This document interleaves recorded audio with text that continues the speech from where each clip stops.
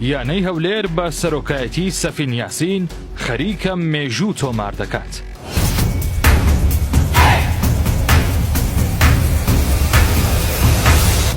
دوایەوەی یانەی هەولێر بە تەواوی هەڵوەشایەوە، ئیدارەیەکی نوێی یانەکە بە سەرۆکایەتی دکتۆر سەفین یاسین سەرۆکی نوێی یانەکە دەست بەکار بوو. تیپەکەی لە ڕاهێنەرەوە تا گواستنەوەی دەیان یاریزان ڕێخستنەوە و ئێستا خەریکە مێژوو تۆمار دەکات.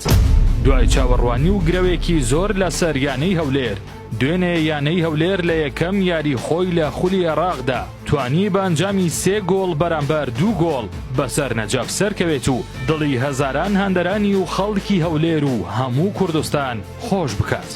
دکتۆر سەفین یاسین لە یەکەم ساتی وەرگرتنی پۆستی سەرۆکایەتی یانەی هەولێر تاوەکو ئێستا شەو و ڕۆژی خستۆتە سەر یەک و لەسەر ئەستۆ و گیرفانی خۆی بەردەوامە لە ڕێخستنەوەی یانەکە و گواستنەوەی یاریزانانی پیشەگەر و بیانی. دوێنێ دوای سەرکەوتنی یانەکەی قەڵا و منارە لە ڕێگەی پای تەختنی دیاوە مژدەیەکی خۆشی بە هەندەرانی قەڵای زەردا و ڕایگەیاند لە چەند ڕۆژی داهاتوودا پیشەگەرێکی دیکەی ئارجنتینایی دەگاتە هەولێر و پەیوەندی بە یانەکە دەکات. سوپرایزەکە ئینشاڵڵا ئەرجەنتینیەکە لەو ڕۆژانە دەگا پێشکەشی شاری هەولێری خۆشەویست دەکەین. ئەم سەرۆکە تازەیی یانەی هەولێر پێشیارەکە بەڵێنی بە یاریزانەکانی دابوو ئەگەر سەرکەوتن بەدەست بهێنن دیارەکی داراییان پێشکەش دەکات و ئەمڕۆ دیارە دەبەخشێتەوە. ئەمە جگەلەوەی پێش یاریەکە 14 پاسی گەورەی ئامادە کرد تاوەکو هاندەران لە هەولێرەوە بگوازێتەوە دوهۆک، تاوەکو هاندەران لە بینینی یاری یانەکەیان بێبەش نەبن. ئەمەش بەهۆیەوەی یاریگای فرانسۆ هەریری نۆژەن دەکرێتەوە.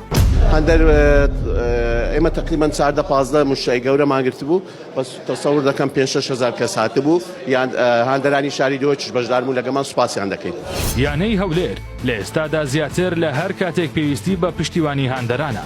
هاندەرانی هەولێریش جیاواز لە هەر کاتێکی دیکە هەمویان بەیەکەوە پشتیوانی یانەی هەولێر و دکتۆر سەفین یاسینن، چونکە ئەو سەرۆکە پێشەوەی پۆستی لە یانەکە هەبوو بێت هەمیشە لە ڕووی دارایی پشتیوانی یانەی هەولێر بووە و دەیان جار پاس و خواردنی بۆ هاندەران دابین کردووە.